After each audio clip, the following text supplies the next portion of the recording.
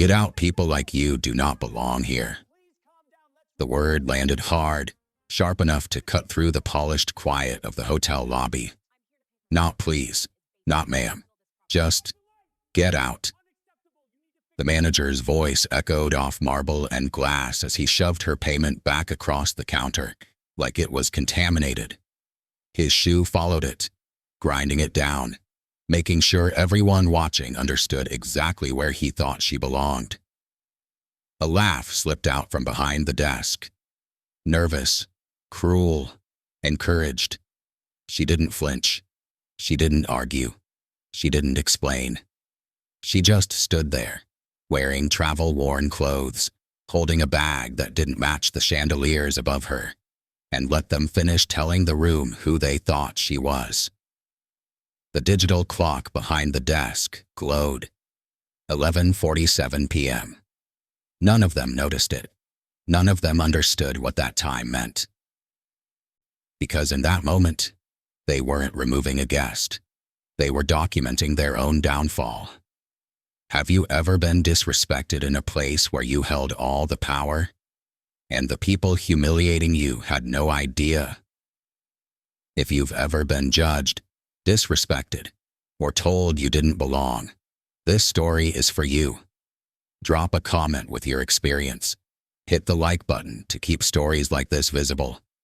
And subscribe to Speak Black Stories for more real moments where power meets accountability. She quietly picked up what they'd thrown down, slipped it back into her bag, and waited.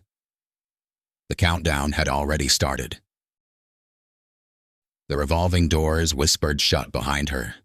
Warm air rushed her face, thick with perfume, polished wood, and money. The sterling lobby gleamed like it was still awake just to impress itself. Crystal chandeliers humming softly. Marble floors reflecting light so clean it almost felt surgical.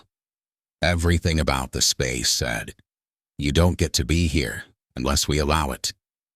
She adjusted the strap of her worn leather bag on her shoulder and stepped forward. Canvas sneakers touched marble. Quiet, careful. Too quiet for a place that liked to announce power. Behind the front desk, 3 people stood clustered together, laughing about something she couldn't hear. The laughter didn't stop when she approached. It slowed, shifted, then continued in a lower register, like a secret that wasn't meant for her. She waited. 10 seconds passed, then 20. Finally, the young woman at the desk looked up. Her smile appeared late, thin, practiced, the kind of smile that checked boxes without warmth. Yes? Not good evening, not welcome, just yes. I'm checking in, the woman said calmly. Her voice carried no apology, no attitude, just fact. Reservation under Laurent. The clerk's fingers paused above the keyboard. She glanced up again, this time more carefully. Not at the screen, at the woman. From sneakers to jeans to the simple white shirt, to the bag, to the lack of jewelry, the absence of performance. The clerk's smile stiffened. One moment, she typed. The sound of keys filled the space, sharp, loud, almost theatrical. She leaned closer to the screen, brows knitting together as if something didn't make sense. She typed again, then stopped. I'm not seeing that. The woman didn't move. It should be there. The clerk clicked once more, then leaned back in her chair. Her eyes flicked briefly to the 2 people beside her. One man in a tailored suit, older, confident, watching with mild curiosity. Another woman flipping through a clipboard like she was already bored. What kind of room did you say? The clerk asked. Penthouse. The word landed softly, too softly. The man snorted before he could stop himself. Penthouse? He repeated, not to her, to the room. The clerk let out a small, embarrassed laugh. Right, okay. She turned the screen slightly, like she was about to show evidence. Yeah, no, I'm definitely not seeing that. The woman reached into her bag and pulled out her phone. The screen lit up, reflecting off the marble as she placed it on the counter. Confirmation email, name, date, suite number. Everything precise. Everything paid. She slid it forward. There it is. The clerk glanced down, but only briefly. Not long enough to read, not long enough to check. Instead, she straightened, lips pursed. Sometimes people book third-party sites, she said slowly, as if explaining something delicate. Those can be unreliable. It wasn't third-party. Another pause. The man beside her stepped closer now, resting his hands on the counter like he owned it. His cologne cut through the air, sharp, confident. Ma'am, he said, smiling without kindness. Are you sure this is the right hotel? There it was. The sentence that didn't sound offensive until you heard it the way it was meant. She met his eyes. Yes. He tilted his head slightly, studying her like a puzzle he'd already decided was broken. Because this is a private property. 5-star. We host executives, diplomats, people who, he gestured vaguely, plan ahead. She said nothing. The silence unsettled him. He looked to the clerk. Try again. She did. Slowly this time. Almost reluctantly. Her nails tapped, then stopped. Well, the clerk said, leaning back. There is Laurent. The woman didn't react. But, the clerk continued, glancing up again. This doesn't look right. What doesn't? The woman asked. The clerk hesitated, then shrugged. The profile. The man leaned in, lowering his voice, though everyone within 10 feet could hear him. Let's be honest. This kind of room doesn't just happen. The assistant manager with the clipboard finally looked up. Her eyes swept over the woman once, quick, dismissive. Do you have another form of ID? She asked. The woman handed it over without comment. They examined it too long, tilted it, held it up to the light like it might confess something if pressured hard enough. The clock behind them ticked forward. 11:47 p.m. The man slid the ID back across the counter, not apologetically, definitively. I don't think we can accommodate you tonight. There it was. The denial, not loud, not dramatic, clean, polite, final. The woman stood still, the weight of the moment pressing in. Around them, guests had slowed, watched, pretended not to. She could feel the shape of the night changing. How quickly dignity could be questioned when permission was revoked. She reached down, picked up her phone, and slid it back into her bag. Okay, she said quietly. The man relaxed. Victory, assumed. What he didn't see was the way her fingers brushed the inside of the bag, past the phone, past the wallet, touching something else, something that meant it all. The payment method? The clerk asked, already reaching for the keyboard again. The question came too fast, too eager. It wasn't a solution. It was a test. The woman, Nia, unshouldered her bag and placed it gently on the counter. The leather made a soft sound against the marble, barely audible, but in the silence, it felt loud, intentional. She opened the bag and removed a single card. Black, matte, unmarked except for the faint metallic edge that caught the chandelier light when she turned it. She placed it down. The clerk froze, not because she didn't recognize it, because she did. The man beside her leaned forward, eyes narrowing. What's that? Nia didn't answer. She didn't need to. The assistant manager stepped closer now, heels clicking sharply. Is that supposed to be? The man laughed, a short, sharp sound that cut the air. Oh, come on. He reached out before anyone could stop him, pinching the card between two fingers like it was dirty. He flipped it once, then dropped it back onto the marble. Hard. That's fake, he said confidently. I've seen plenty of these. The clerk giggled. Not loudly, just enough. The kind of laugh people use to align themselves with power. Nia didn't move. The man shook his head, smiling wider now, enjoying himself. You think we don't know what a real card looks like? He placed his shoe over it, pressed down. The card didn't bend. It didn't crack. It didn't do anything dramatic. It just sat there, pinned beneath polished leather. Do you know how embarrassing this is? He said, raising his voice just enough for the nearby guests to hear. Walking into a place like this with something like that? He twisted his foot slightly. The clerk covered her mouth, eyes wide, then whispered, Should I get a manager? The assistant manager snorted. We are the managers. Nia watched the card beneath his shoe. The black surface reflected the chandelier above them, fractured light, broken into pieces by the pressure. She felt something rise in her chest. Not anger, recognition. This wasn't confusion anymore. This wasn't policy. This was sport. She took a breath, slow, measured. Then she bent down. The movement caught them off guard. For a moment, no one spoke as she crouched, her hand steady as she lifted the edge of the card. The man hesitated, then stepped back, letting it go. She picked it up. The card was warm.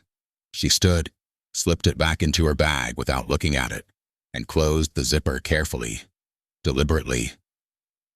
Is there another form of payment you'd like? The clerk asked, too quickly, too sweetly. Nia met her eyes. No. The clerk blinked. Well, we do require payment to check in. The assistant manager folded her arms. And we don't accept fraudulent cards. Fraudulent, the man repeated, nodding. That's the word. A couple across the lobby had stopped pretending not to watch. A businessman near the elevators lowered his phone slightly, glancing over. Someone shifted uncomfortably in one of the leather chairs. The room knew something was wrong, but no one said anything. Nia placed her hands lightly on the counter. Is there a reason you believe my payment isn't valid? She asked. The man scoffed. Because I've worked here long enough to know who belongs in a penthouse and who doesn't. The words landed hard. The clerk laughed again, nervous, but still complicit. Yeah, those rooms are exclusive. Nia nodded once. I see. The assistant manager leaned in. Ma'am, we can avoid escalating this if you just…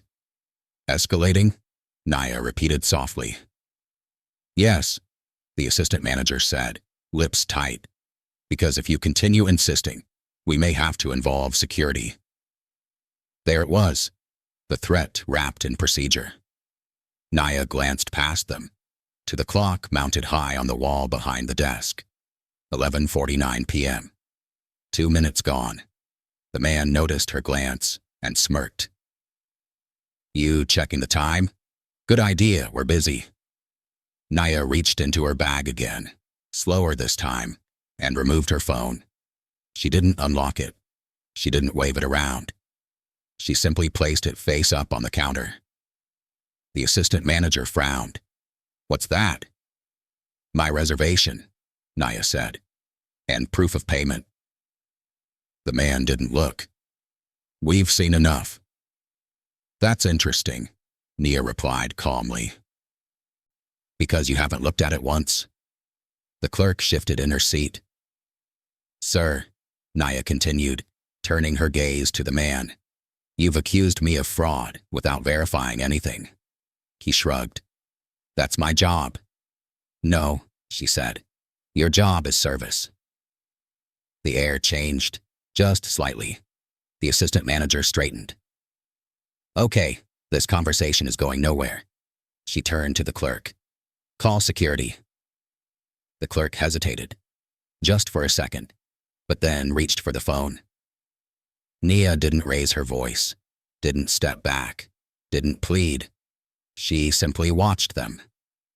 Because now, the story wasn't about whether she'd get a room. It was about how far they were willing to go, and whether they understood what that meant. The phone rang behind the desk. The clock ticked forward. 11:50 p.m. 9 minutes had never felt so short. Countdown had begun. The phone clicked back into its cradle. The clerk didn't look at Nia when she spoke. Security's on the way. The words were delivered casually, almost lazily, but the intention behind them was sharp, final, as if saying it out loud transformed suspicion into authority. Nia nodded once. Okay. That single word seemed to irritate the man more than any argument could have. Don't act like this is nothing, he snapped. You don't just walk into a place like this and waste our time. Nia said nothing. Silence followed her like a shield. It didn't soften the room. It exposed it. Without her reacting, every sound grew louder. Every movement felt heavier. The assistant manager cleared her throat. We're trying to resolve this calmly. By humiliating me? Nia asked. The question landed flat. No accusation. No emotion. Just truth. The assistant manager's jaw tightened. By protecting our guests. From what? Nia replied. The man stepped forward again, his confidence swelling now that backup was coming. From people pretending to be something they're not. A guest near the elevators shifted his weight, clearly uncomfortable. A woman seated by the window crossed her arms, eyes fixed on the scene. Still, no one intervened. Nia glanced again at the clock. 11:52 p.m., 5 minutes left. Footsteps echoed from somewhere beyond the lobby. Measured, heavy, official. The sound carried authority before the person even appeared. Security. The man smiled, a satisfied curl at the corner of his mouth. Good. Let's clear this up. A tall figure emerged from the hallway. Broad-shouldered, uniform crisp, expression unreadable. His badge caught the light as he approached, eyes scanning the room with trained efficiency. What's going on? The guard asked. The man didn't hesitate. This woman is trying to access a restricted suite using fraudulent payment. The assistant manager nodded quickly. We've asked her to leave. She's refusing. The guard turned to Nia. Up close, his gaze lingered longer than the others had. Not in judgment, assessment. Something flickered behind his eyes. Recognition, maybe, or doubt. Ma'am, he said evenly, can you tell me your side? Before Nia could speak, the man cut in. We've already told you. She's not on the list. The guard raised a hand. I asked her. The room went still. Nia met the guard's eyes. I have a confirmed reservation. I was denied check-in without verification. The guard nodded slowly. Do you have proof? Nia gestured to the phone on the counter. The guard stepped closer, but the man blocked him with a subtle shift of his body. We already looked, he said sharply. No, the guard replied. You didn't. The assistant manager bristled. Officer, this is a private matter. The guard glanced at her badge, then back to Nia. Private matters still require procedure. For the first time, uncertainty crept into the man's expression. The guard leaned forward and finally looked at the phone. Really looked, his brow furrowed. Penthouse, he read aloud. The assistant manager stiffened. That can't be right. The guard scrolled once, then twice. Payment confirmed. Dates valid. Name clear. He straightened slowly. This reservation exists, he said. The man laughed, but it came out strained. Anyone can fake an email. The guard didn't respond immediately. Instead, he checked the time on his watch. 11:53 p.m. He looked back at Naya. May I see your ID? She handed it to him. He examined it, properly. Not theatrically, not suspiciously, just methodical. It matches, he said. The assistant manager's voice rose. Then why hasn't it shown up in our system? The guard paused. It did. Everyone turned to him. It's flagged, he continued. Not cancelled, not invalid. Flagged. For what? The man demanded. The guard hesitated. For audit. The word echoed louder than it should have. The man's confidence faltered.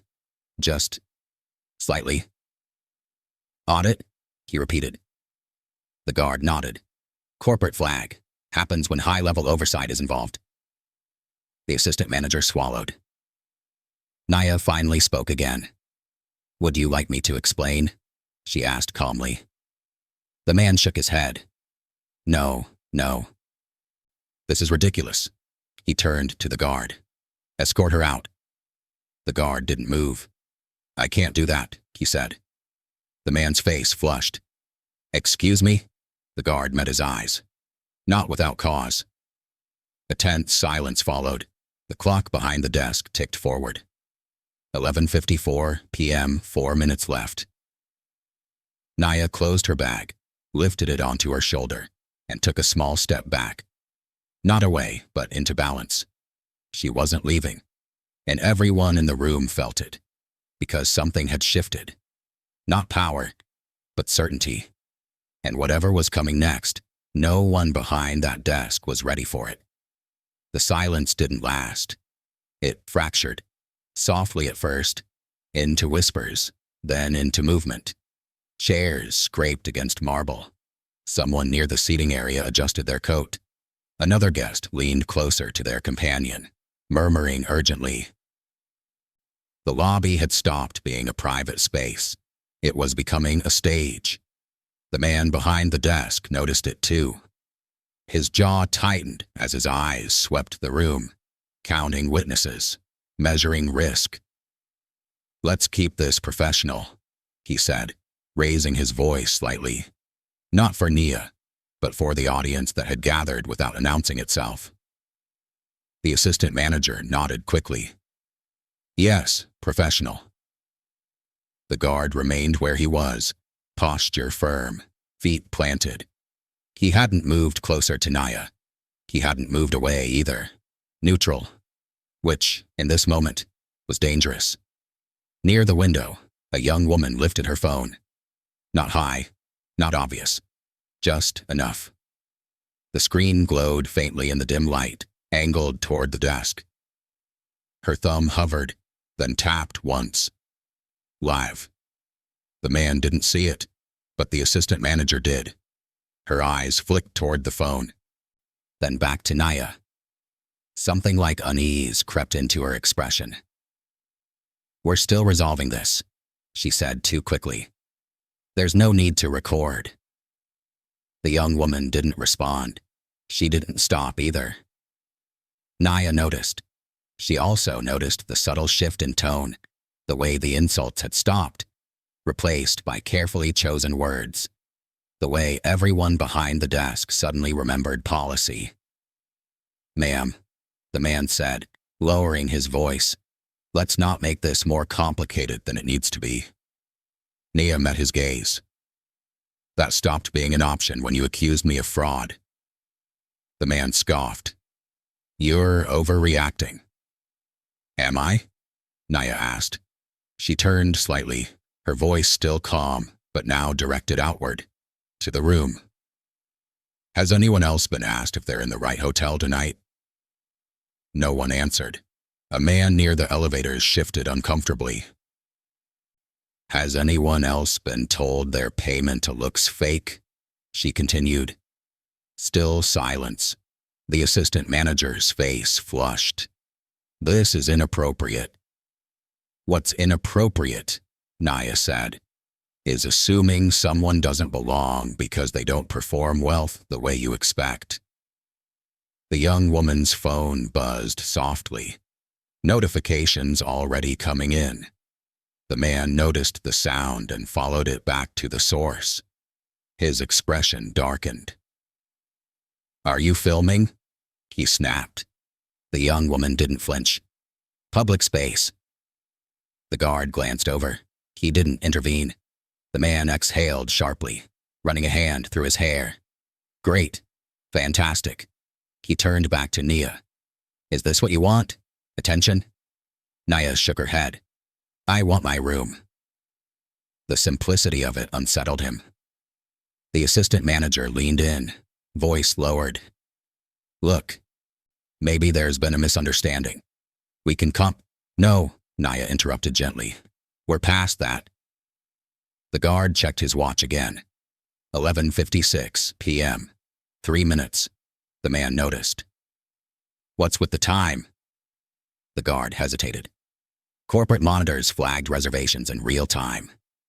The assistant manager stiffened. "Monitors?" "Yes," the guard replied, "especially when incidents occur." The word incidents hung heavy in the air. The man laughed nervously. "This isn't an incident."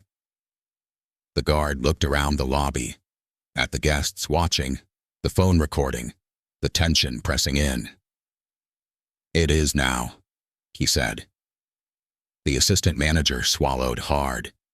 The young woman with the phone whispered something to her screen, her eyes wide. More people shifted, phones appearing, not fully raised but present, witnesses. The man's confidence began to crack, not all at once, but in hairline fractures. "Nobody's getting fired over this," he muttered, more to himself than anyone else. Naya heard him. She stepped forward one pace, not aggressive, not threatening. "Then why are you worried?" she asked quietly. The man opened his mouth, then closed it. The guard turned to Naya. "Ma'am, I need to ask you something." She nodded. "Go ahead." "Why didn't you say anything sooner?" Naya looked at him, then at the desk, then at the growing crowd. "Because," she said, "I wanted you to hear them." The guard understood. The clock ticked forward. 11:57 p.m., 2 minutes left. Somewhere in the building, an elevator chimed. The assistant manager's phone vibrated on the counter. She glanced at it, then froze. Her face drained of color. The man noticed immediately. "What is it?" She didn't answer. Her phone vibrated again, longer this time, and whatever was coming next was no longer something she could manage from behind the desk. Because the room had changed, the story was no longer theirs to control, and everyone could feel it. The assistant manager stared at her phone like it had just spoken. Her fingers hovered over the screen, then curled inward, protective. She didn't answer it. Not yet. She looked up instead, first at the man beside her, then at Nia, then at the guard. The phone vibrated again, harder. The man leaned in. "Who is that?" She shook her head slightly. A warning, a plea. Naya watched the exchange with quiet focus. This was the moment she'd been waiting for. Not the reveal, not the confrontation, but the crack. The place where certainty gave way to fear. She glanced at the clock.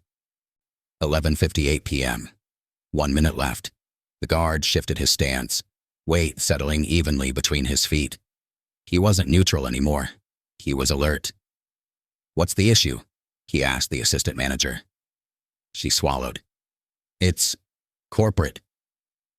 The word sucked the air out of the space. The man scoffed. "Corporate doesn't get involved over a late-night check-in." The assistant manager didn't meet his eyes. "They do when an incident is flagged." Naya's phone buzzed, once, quietly, in her bag. She didn't reach for it. She already knew what it was. A reminder. A confirmation.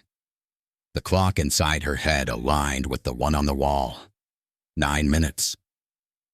That was all it had taken for the room to turn. The man straightened his jacket, forcing a smile that didn't reach his eyes. Okay, let's reset. He turned to Nia with performative calm.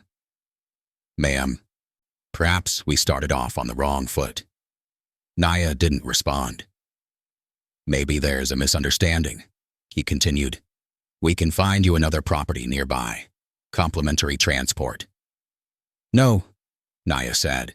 The firmness surprised even him. The assistant manager exhaled. We're trying to help you.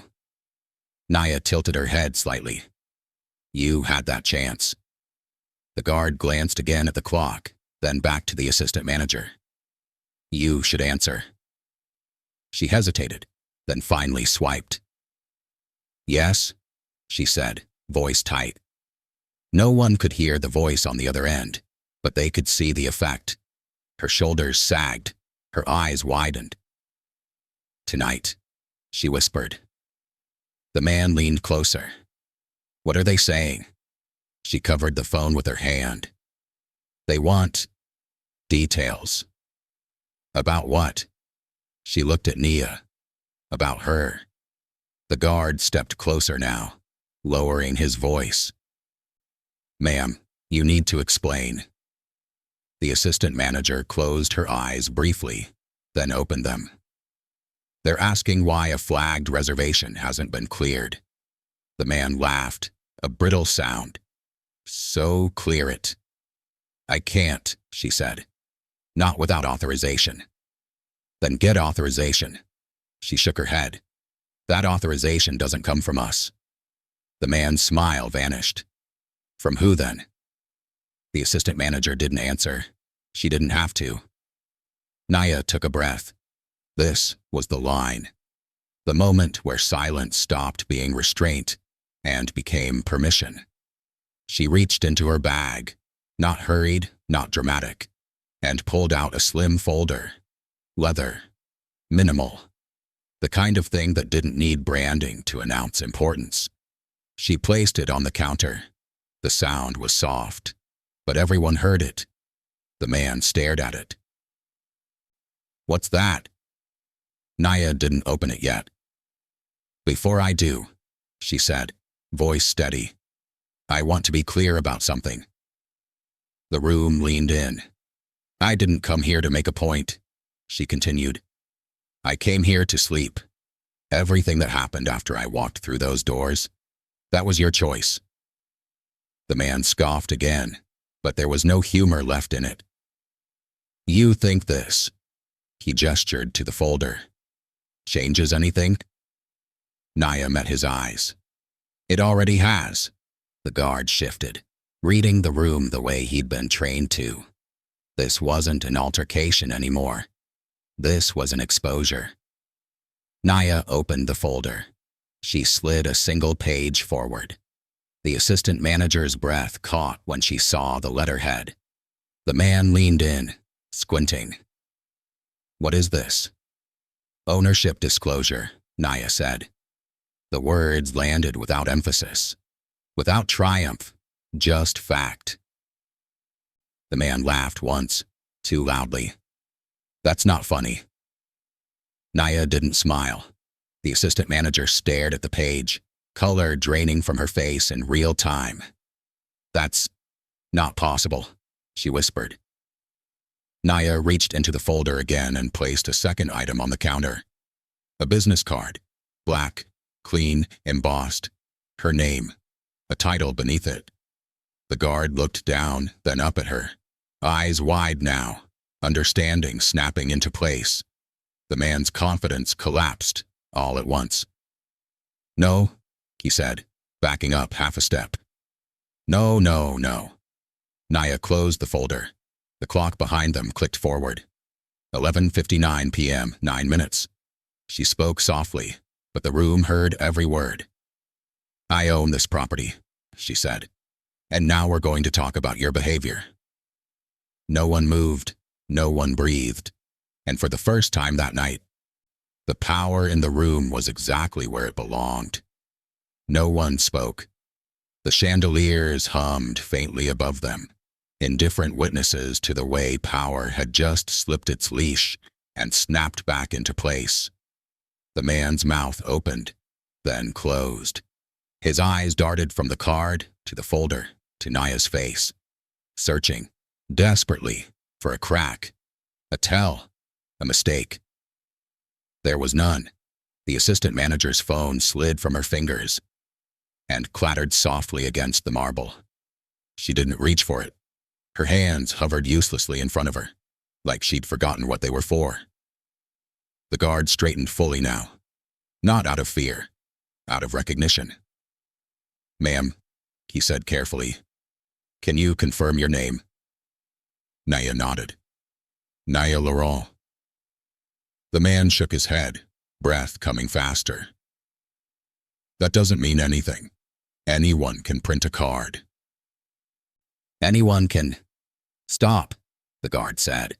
The word carried weight, finality. He looked at the folder again, then at the assistant manager. "This letterhead matches corporate filings." The assistant manager swallowed hard. It's the holding company." The man laughed, high and thin. "So what? That doesn't mean—" "It means," the guard interrupted, "she owns the property." Silence crashed down. A woman near the window gasped softly. Someone's phone buzzed. Another notification. Another unseen audience growing. The man stepped back as if the floor had shifted beneath him. "That's impossible. I would have known." Naya's voice was calm. "You would have known if you had looked." The assistant manager sank into her chair, hands shaking now. We didn't get an alert." "You did," Naya said. "You ignored it." The guard nodded slowly. Flagged reservations trigger oversight, especially when incidents occur. The man's face reddened. "This is a setup." Naya met his eyes. "This is accountability." She turned slightly, addressing the room now, not theatrically, but deliberately. "I didn't come disguised," she said. "I came as myself. You decided what that meant." The man scoffed weakly. "You could have said something." "I did," Nia replied. "You didn't listen."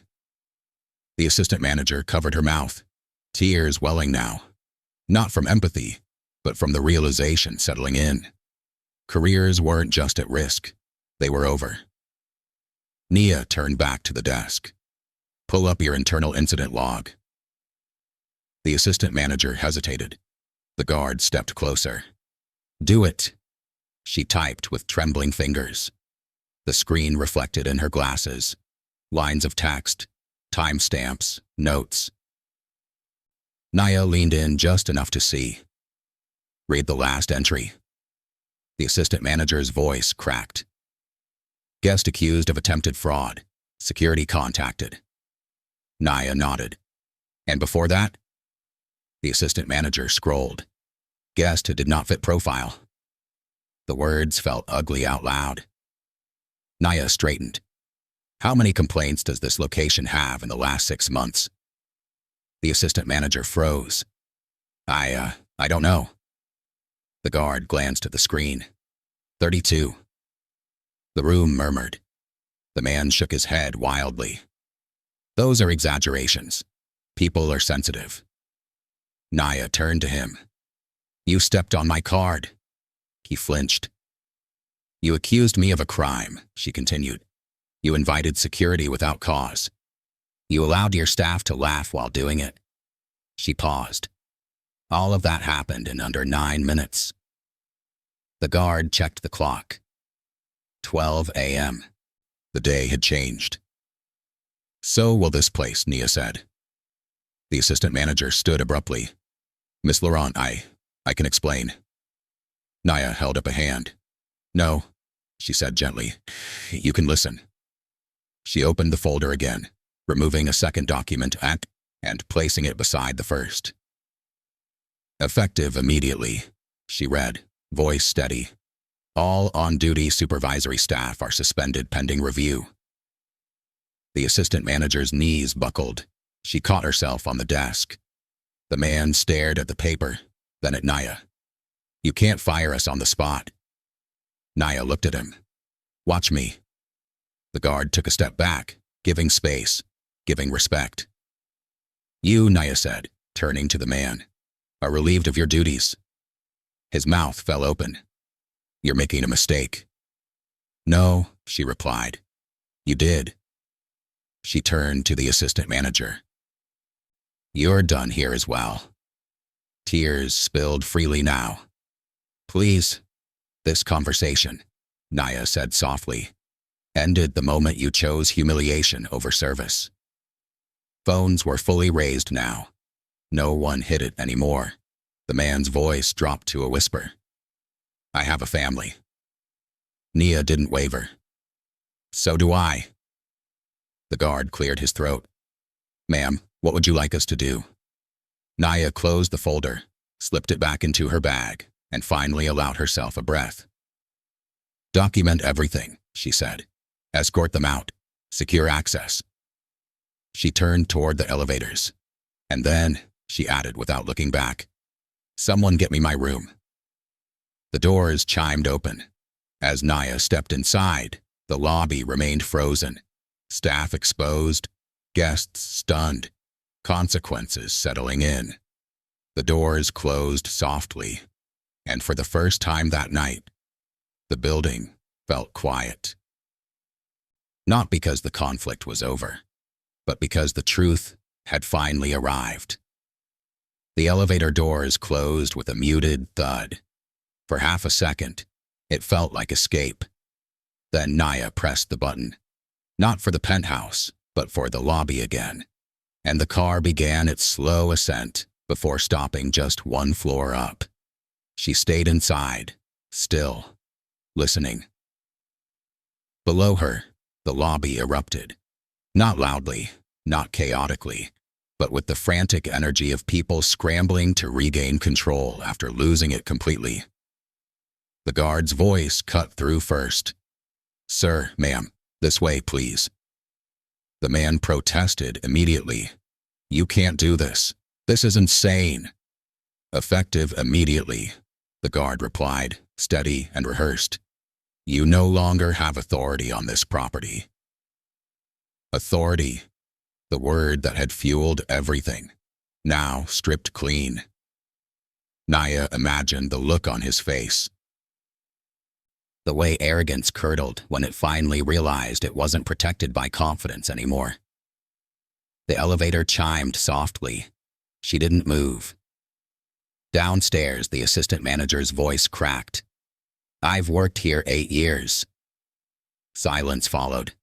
Then the guard again. You should have known better. Phones were still recording. Guests weren't pretending anymore. A circle had formed. Not tight, not aggressive, but unmistakable. Witnesses to consequence. The man's voice dropped, desperate now. This can be handled internally.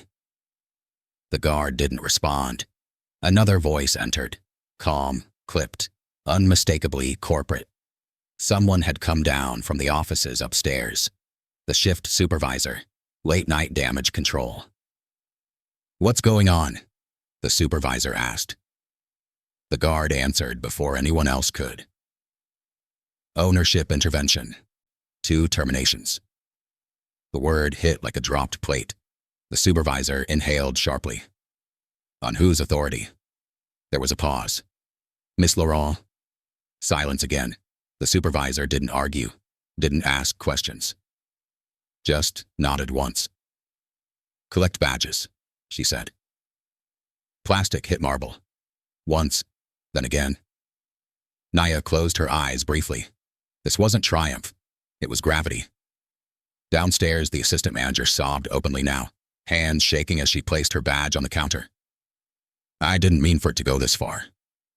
The supervisor replied evenly. It went exactly as far as it needed to. The man tried one last time. You're choosing her over your own staff? The supervisor's voice hardened. "We're choosing policy." Another pause. "And dignity." The guard stepped forward. "Please gather your belongings." Footsteps moved toward the back offices.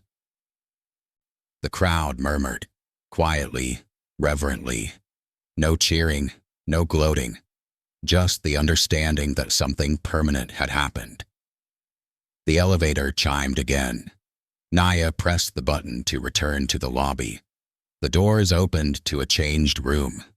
The desk looked smaller now, the chandeliers less imposing. The power that had once radiated from behind the counter was gone, drained out like a vacuum seal breaking. The supervisor turned when she saw Naya. Her posture shifted immediately.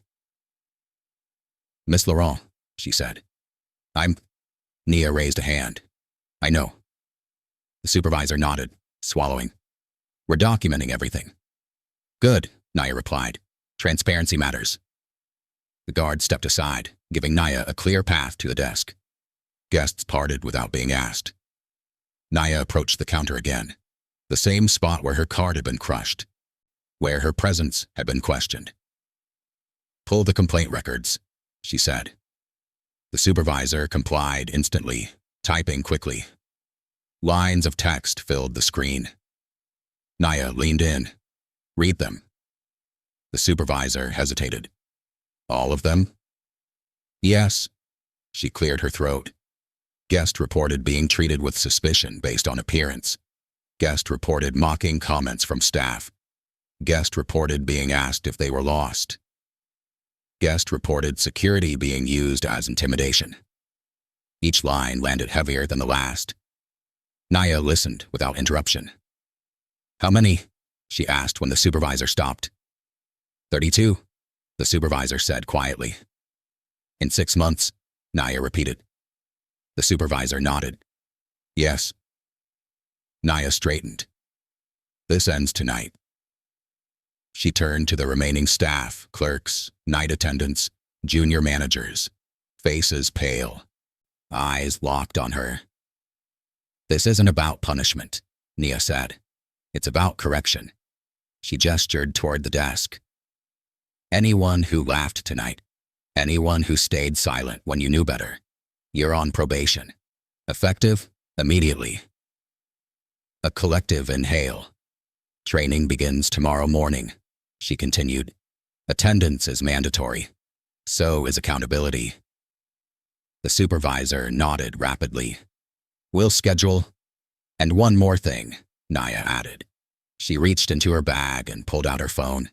She unlocked it, turned the screen outward. A live dashboard glowed. Alerts, timestamps, flags, corporate oversight. "This incident," Naya said, "wasn't isolated. It was visible." She looked around the room, and visibility changes everything. The guard glanced at the door as the man and assistant manager were escorted back through the lobby, faces hollow, eyes down, careers finished in silence. Guests watched them pass. Some nodded, some looked away. No one applauded. Naya waited until the doors closed behind them. Then she turned back to the desk. "Now," she said calmly, "check me in." The supervisor's hand shook as she typed. A key card slid across the marble, untouched by shoes, unchallenged. "Penthouse," the supervisor said. Naya took it. As she turned toward the elevators this time, the room didn't watch her with suspicion. They watched her with understanding. The doors closed, and for the first time that night, the hotel felt like it belonged to its guests again. The elevator rose smoothly this time. No hesitation, no interruption. Just the soft hum of cables and the quiet glow of numbers climbing. Nia stood alone, keycard warm between her fingers. The city's lights beginning to reveal themselves through the glass as the doors sealed her off from the lobby below. Only now, only here, did the weight of it all finally settle. Not relief, not anger, responsibility. The doors opened onto the penthouse floor, carpet thick underfoot, the air cooler and still. The hallway stretched ahead, hushed and immaculate, designed to absorb sound and consequence alike. She walked slowly, not because she was tired, but because she was thinking. How easy it had been for them. How fast. 9 minutes. That was all it took for trained professionals to forget policy, dignity, and basic decency. 9 minutes for confidence to turn into cruelty when they believed no one was watching. She reached the suite door and paused, resting her palm against the wood. Downstairs, systems were already moving. Reports being filed. Access revoked. Emails drafted with careful language that would never fully capture what had happened. Tomorrow, lawyers would read timelines. Executives would review footage. Trainers would prepare slides. But none of that would show the moment when a shoe came down on a card. None of it would record the laughter. Nia opened the door. The suite was breathtaking. Floor-to-ceiling windows. The city stretched out like a living map beneath her. She stepped inside and let the door close behind her, sealing off the world again. She set her bag down and walked to the window. Somewhere below, the lobby lights still glowed. Guests would sleep. Staff would whisper. By morning, the story would be sanitized into bullet points and memos. She wouldn't let that happen. Nia pulled out her phone and scrolled, not through messages, but through notes, names, dates, properties, patterns she'd been tracking quietly for months. This hotel hadn't been a coincidence. Chicago was the first stop. She'd wanted to see it herself, to know whether the complaints were exaggerated, isolated, or systemic. Now she knew. Her phone buzzed. One message. Oversight team. Footage secured. Statements logged. Next steps. Nia typed slowly. Full audit. External reviewers. Mandatory retraining. Immediate culture reset. She hit send. Another message appeared. This one from a junior staff member whose name she barely remembered seeing on the screen downstairs. Staff. I'm sorry I didn't speak up sooner. Nia stared at it for a long moment. Then she replied. Next time do. She set the phone down and finally allowed herself to sit. Not collapse, not sink, just sit. She thought about the guests who'd watched silently, about the ones who'd recorded, about the ones who would never file complaints because they didn't believe it would matter. It mattered. Tonight proved that. Nia stood again and walked toward the bedroom, then stopped, turning back toward the window one last time. This wasn't victory. Victory would be a lobby where no one ever had to prove they belonged, where assumptions didn't decide service, where power didn't mistake itself for permission. She knew that kind of change didn't happen in a night, but it could start in one. Down below, the city moved on. Cars flowing, lights blinking, unaware that something fundamental had shifted in one polished building among many. Nia closed the curtains. Tomorrow, the work would begin, and it wouldn't take 9 minutes. Morning came softly, not with alarms or urgency, but with light, thin at first, then fuller, slipping through the edges of the curtains. The city below had already started moving again. Unaware that anything unusual had happened in the night, Nia stood by the window with a cup of coffee she hadn't ordered herself. Someone downstairs had remembered. She watched traffic pulse through the streets, people heading to work, to meetings, to lives where they hoped, quietly, that they would be treated fairly. Most of them would never know what had unfolded inside the Sterling the night before. That was fine. Change didn't need applause to be real. Her phone vibrated. This time she answered. "Good morning," she said. On the other end, the oversight director spoke with clipped efficiency. We've reviewed the footage, multiple policy violations, terminations processed. Legal has been notified. Naya nodded, even though no one could see her. And the staff? Remaining employees are shaken, the director said, but attentive. They should be, Naya replied. Schedule mandatory retraining. Bring in an outside firm. I don't want this handled internally. Understood. And issue a guest statement, she added. No defensiveness, no excuses. A pause. Full transparency? Yes, Naya said. If we're embarrassed, we earned it. The call ended. She set the phone down and exhaled. Not deeply, not dramatically. Just enough to let the tension finally leave her shoulders. Down in the lobby, the space looked different now. She could imagine it. Staff speaking carefully, watching themselves, replaying the moment again and again. Some would resent her. Others would learn. Both outcomes were acceptable. What mattered was that the standard had been reset. Nia dressed simply, no suit, no statement pieces, and headed back downstairs. The elevators opened to a lobby that felt quieter, cleaner somehow. The same marble, the same chandeliers, different energy. The front desk staff stood straighter when they saw her. One of them swallowed nervously. Another offered a polite nod. Not forced, not performative. Genuine. Good morning, Nia said. Good morning, Miss Laurent, a clerk replied quickly, then corrected herself. Good morning. That mattered. Naya approached the desk, not as an owner, not as a guest, but as a measure. Who's on shift today? She asked.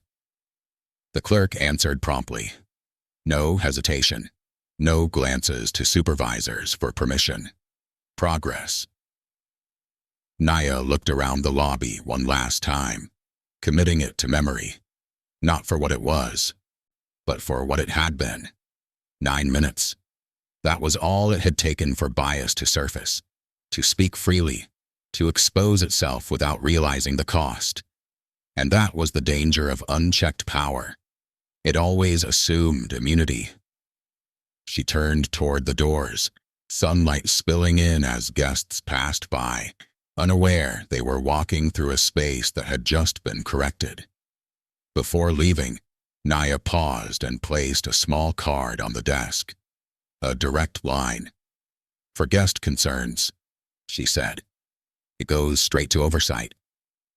The clerk nodded solemnly. Thank you. Naya smiled. Not wide, not triumphant, but real. Outside, the city breathed around her. Loud, messy, alive. She stepped onto the sidewalk and blended into the crowd. Just another woman moving forward, carrying the quiet certainty that what happened last night wouldn't be erased. Not by silence. Not by comfort. Not by forgetting. Because dignity, once defended, leaves a mark. And anyone who walked through those doors again, staff or guest, would feel it.